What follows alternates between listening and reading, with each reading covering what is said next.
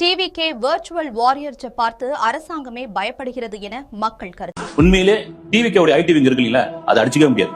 Virtual warriors குமாங்குத்து குத்துறாங்க திமுகவை, வாயை திறந்தாலே அடி. இதுல ஒரு தனி நபரை பார்த்து ஒரு அரசாங்கமே பயப்படுதுன்னா அது தளபதி விஜயை பார்த்து. அரசாங்கத்தில் இருக்கக்கூடிய ஒட்டுமொத்த சிஸ்டம் இருக்குல்ல, அந்த சிஸ்டமும் பயப்படுதுனாக்கா அது டிவிகே வாரியர்ஸ் மாதிரி எங்கப்பா இருக்கீங்க நீங்க.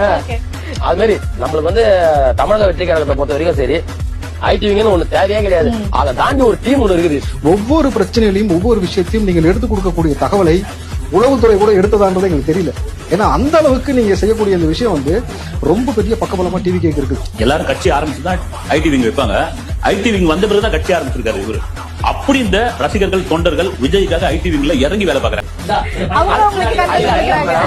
இங்க ஒரு விஷயத்த தளபதி பத்தி ஒருத்தன் பேசிட்டா அவன் எங்க இருக்கிறான்